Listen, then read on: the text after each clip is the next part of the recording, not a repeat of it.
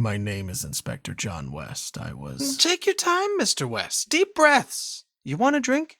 Whiskey. Hold the rocks. Hold the rocks. Hilarious, Mr. West. Fuck you. My name is Inspector John West. I was the officer in command on the Party Hard killings. Can you describe to me exactly what the Party Hard killings were? They were a series of murders strung across the U.S. during the autumn break of 2000, exclusively taking place in and around house parties, rooftop parties, cruise parties, you name it. This guy was there, stabbing his way through the crowds. And what was the motive, Mr. West? This guy, he just wanted some peace and quiet. Maybe you should start from the beginning, Inspector. It might give us a better idea of where this all went so wrong.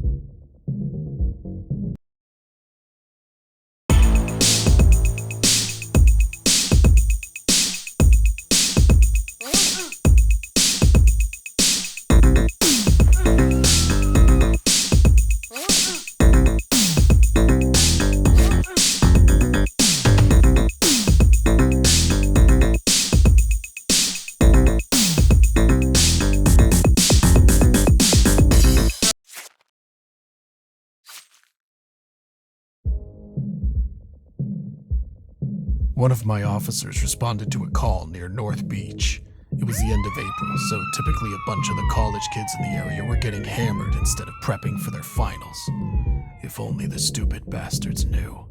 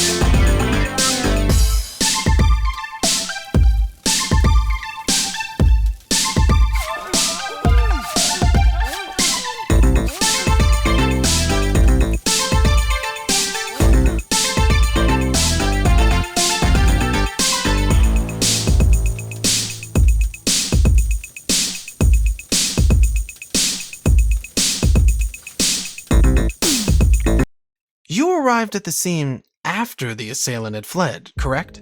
A little after 3 a.m., yeah. Were you aware of his current mental state at the time, Mr. West? His mental state? His confusion, the blood dripping from his hands, like someone else was driving him forward, yet a bright light leading him onwards. I heard that bright light, as you so eloquently put it, was just a bunch of biker trash scumbags in search of lost souls. Guess he must have hitched a ride with them somehow. Perhaps it was when they realized that the party was already dead. Excuse the pun. Speaking of dead, wasn't your daughter Katie at that party, Mr. West? Seeing her blood zigzagging between those bathroom tiles, it was like a sledgehammer using my stomach as a welcome mat, drowning without water. Jesus. She was so messed up that I couldn't even ID the body.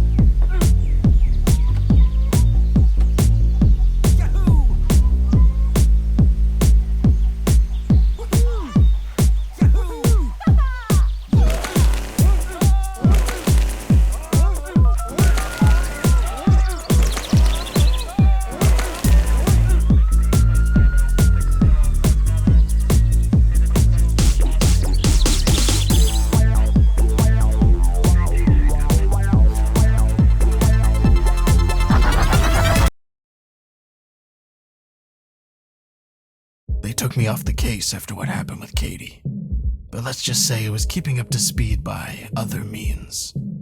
Once the ranch massacre happened, my colleagues were more than happy to unofficially keep me informed. It seemed obvious to me that this was just the beginning, and I had Las Vegas down as one of the contenders for the next attack. Of course, the problem is that Las Vegas is one hell of a landmass to keep a watchful eye over. The kicker is that he was spotted leaving the scene on a shuttle bus. A goddamn bus. So you're saying the perpetrator was calm even after what he'd just done? I'm saying this guy was a fucking psycho. Please, Mr. West, try to stay professional. You're a funny guy. Either way, I still don't know how he evaded the entire police force descending down on him. It was like the devil was on his side.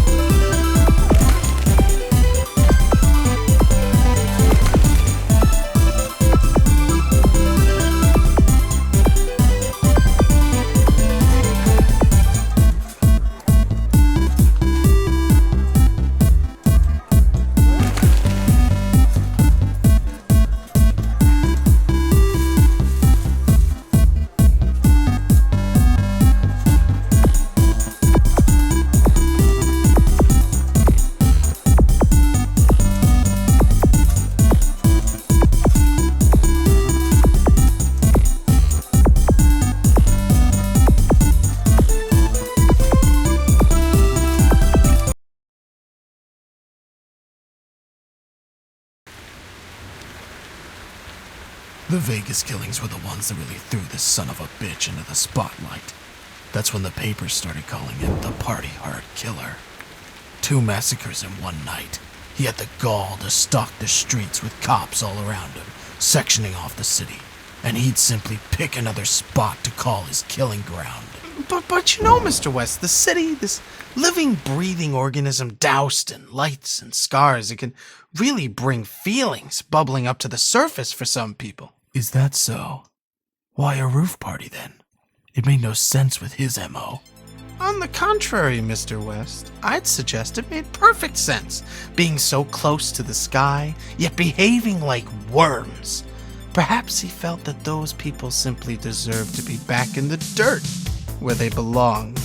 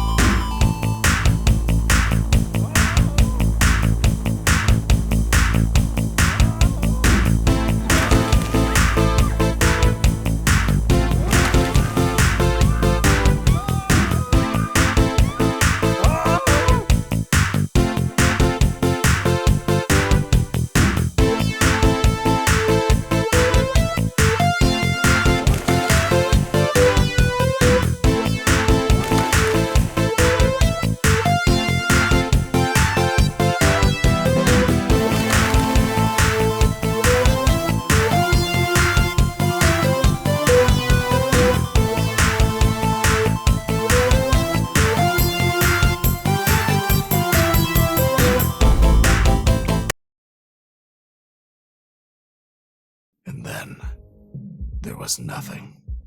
Months and months of goddamn nothing. Just frustrating goddamn silence. The shadow had swept through our lives and then hidden away like the yellow-bellied piece of shit that he is. Mr. West, please, let's stick to the facts. What do you think he was doing during this time? Damned if I know. Tell you what, though, those months dragged and dragged. The papers wanted names.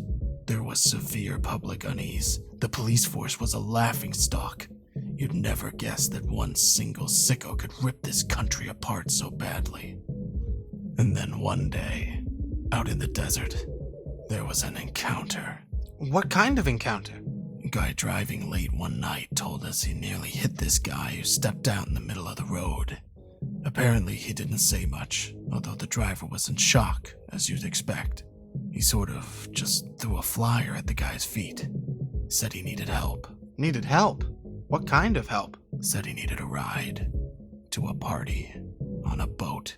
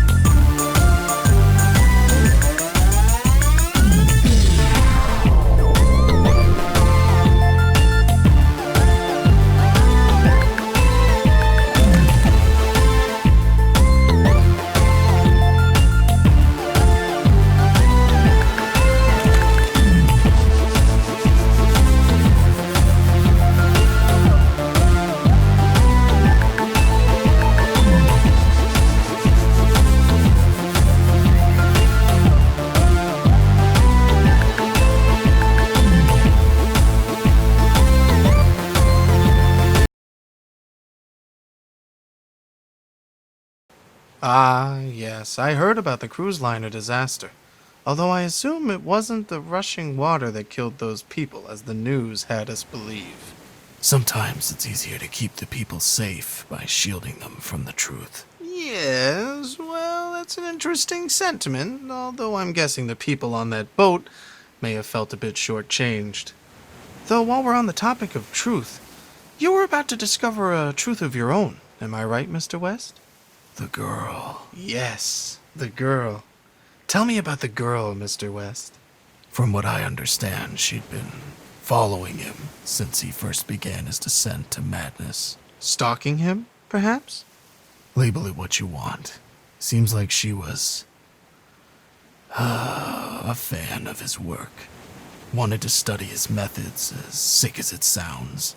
She was always a troubled child. You seem to be well acquainted with our newly found heroine, Mr. West. And you know exactly why, you son of a bitch. It was Katie. It was my daughter.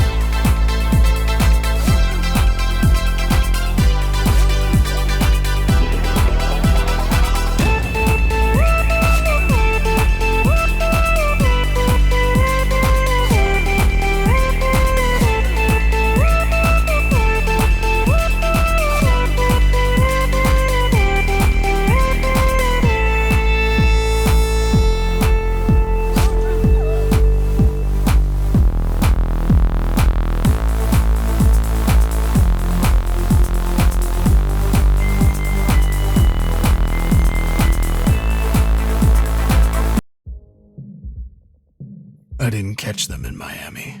I didn't even visit the scene. Why was that, Mr. West? Tired, I guess. I'd been chasing this nut job for months by that point, and now that Katie was confirmed to be in his company, it was a lot for one man to take in. How did you think Katie was involved, Mr. West? She was always one to be driven by danger, correct? It's a strange, fucked up situation you're in if you're hoping, praying that your own daughter had been snatched away by a madman. It was better than the alternatives. It must have crossed your mind that Katie was, in fact, the killer all along? It would have been clever, really, faking her own death to escape an abusive father. How was your relationship with your daughter, Mr. West? God damn you. God fucking damn you.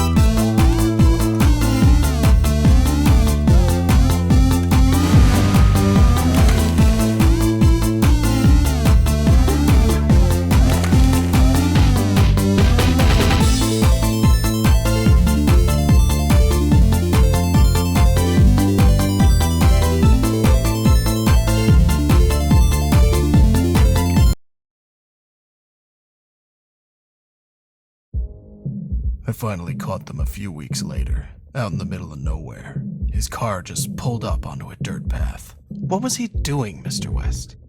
I'd been staring at photos of Katie every night for the last month. The ink had started to run off where I'd been pressing the corners so tightly. What was he doing, Mr. West? He was admiring his handiwork. I wouldn't worry, Mr. West. The chances are it's what she wanted anyway. To be one of his works of art, so to speak. Fuck you. I was ready to put a bullet in the back of his head there and then. It would have been so easy, so satisfying. It was what he deserved. What changed your mind? I'm a cop, Darius. The American people rely on figures like myself to uphold the law. Killing him would have made us one and the same. How very noble of you, John. Once again, fuck you. But you know, the world has a funny way of showing gratitude for such selfless acts.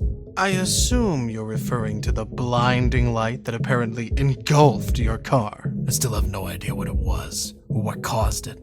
I guess this terror of darkness has somehow found a friend in the light. And of course, when I came to, I found my car had made a strong connection with rather incompatible foliage.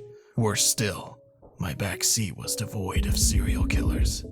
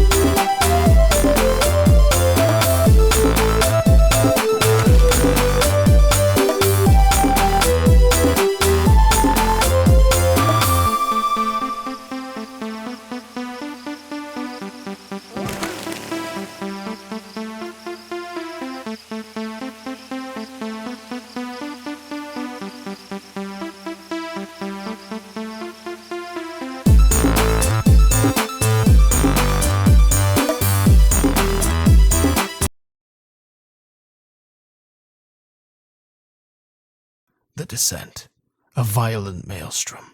Nature has a way of bringing the most devious of minds back down to earth, and shortly after the Sawmill Massacre, our psychopath succumbed to the outdoors, of all things. Really now, Mr. West, can we stop with the cliched storytelling? This isn't a tale from Narnia.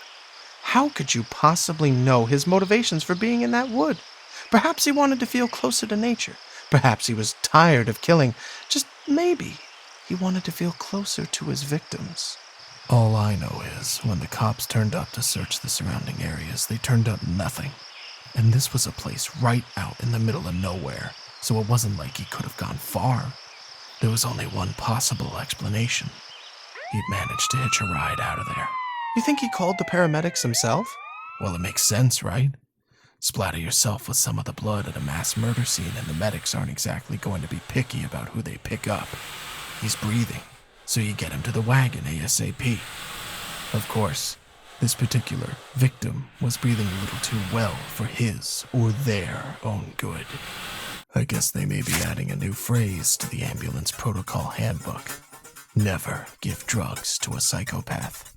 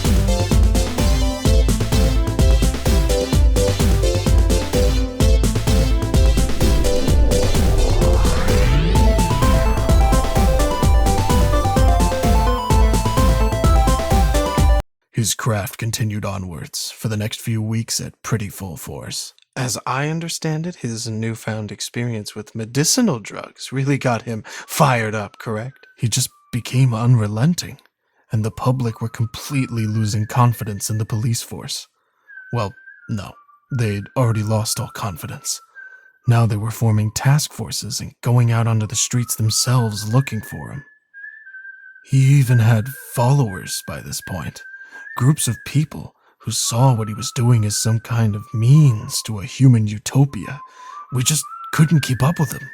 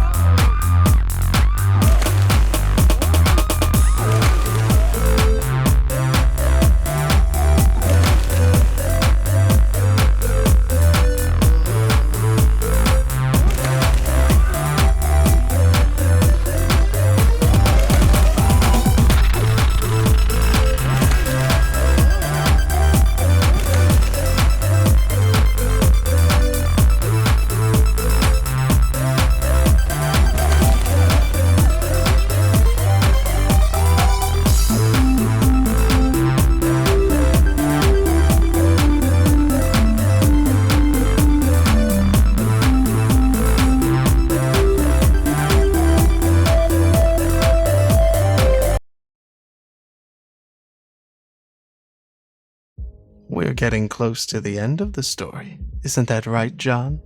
A bunch of his avid followers, his so-called party harders, were said to be holding a party down in the San Francisco subway after hours. And you heard about the party just in time to catch him. Is that correct? That's what I was hoping. What was your plan exactly? The last time you encountered this man, it didn't exactly swing in your favor. I knew exactly what I had to do. It was plain and simple. He had to be stopped.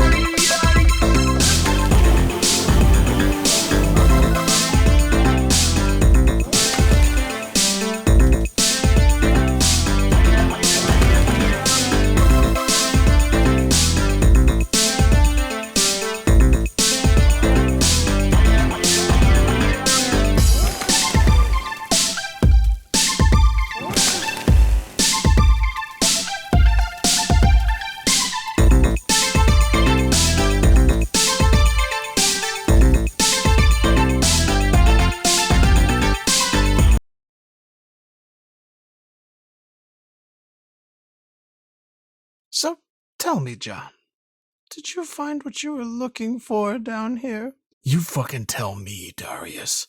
You know, John, we're not really that different, you and I. You can make out like you're the heart of gold and I'm the malicious prick here, but you never really tried to stop me, did you? You say that like I had a choice. You always had a choice, John. You know that. You're not weak. You allowed me to do these things, John, and now you want to justify it all to yourself. Wash your hands clean of any wrongdoing. I'm not like you. Come on, John. Sooner or later you're going to have to admit it to yourself. You enjoy the rush just as much as I do. The splatter, the silence. Do they really deserve this? John, look around you. The world is falling to shit. These People, they don't realize how good they've got it. We're doing them all a favor. But John, you just spent the last half hour sat here trying to convince yourself what we're doing is wrong. What have you learned? Someone needs to be thinking about the bigger picture, I guess. There you go, John. You get it now. Let it go. Come on, Darius. Let's go home.